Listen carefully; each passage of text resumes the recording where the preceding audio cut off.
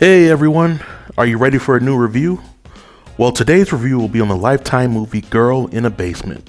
But before I get into it, if you want to support my channel, feel free to hit that subscribe button because it keeps me motivated. So let's talk about the movie. In Girl in a Basement, a girl who just turned 18 years old is locked in the basement by her father and held captive in that basement for over 20 years. During this time, the father regularly goes into the basement and repeatedly physically and sexually abuses his daughter while pretending to live a regular life in front of the rest of the family. The father and daughter have 3 children together, and another child died because of a miscarriage. Now, when I first heard about the concept of this movie, I immediately thought about what type of monster would do something like that to another human being. But then I was reminded of the Ariel Castro kidnappings.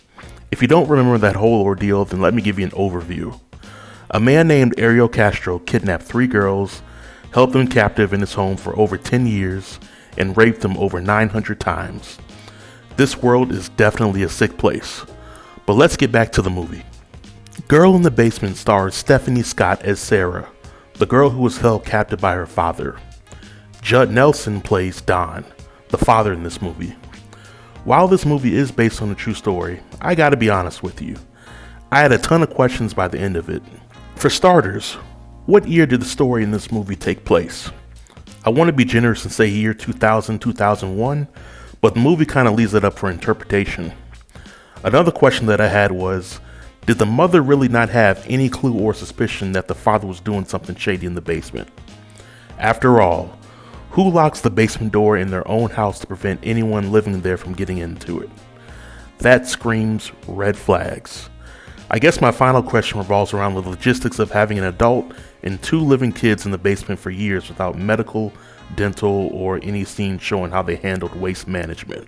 After watching Girl in the Basement, I was able to do some research and I learned some things about the real story that inspired the movie. And I gotta say, the Lifetime movie is pretty tame to what really happened. The real life story occurred in the country of Austria and lasted from 1984 until 2008.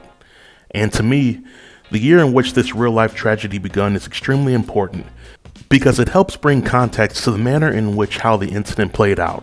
In the real-life story, a girl named Elizabeth Fritzl turned 18 and her father lured her into the basement under the guise of asking for help. The father then soaked a rag full of ether, held it over her face, and threw his daughter into a chamber. Now, Elizabeth's mother initially filed a missing persons report to the police, but the father forced Elizabeth to write letters saying that she was out of town and tired of living at home with them. The father gave the letters to the police. Over the 24-year period, the father visited the daughter on a regular basis, brought her food, supplies, and repeatedly raped her, and she gave birth to 7 kids during that time. It is also important to mention that in the real life story, the father started sexually assaulting Elizabeth when she was 11 years old, which is important because in the movie, we as the audience are led to believe that the father just woke up one day and wanted to assault his daughter. Now let's get back to the movie.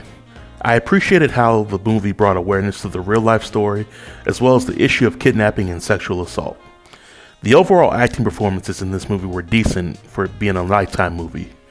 Judd Nelson gives the best performance in my opinion because he goes all in on being a character that is vile, evil, and one the audience was sure to hate. If I had any legitimate gripe about Girl in the Basement, it would be that they didn't really try to age the characters at all. Stephanie Scott starts the movie as a 17-year-old girl. By the end of the movie, she's in her late 30s and she essentially looks the same. Same issue with other characters in the movie. On a scale of 1 to 10, I would give Girl in the Basement a solid 8. And I think if you haven't seen it yet, then you should go ahead and check it out. Well, this concludes my review. I want to thank you for watching the video, and until next time, stay tuned and stay safe. Peace.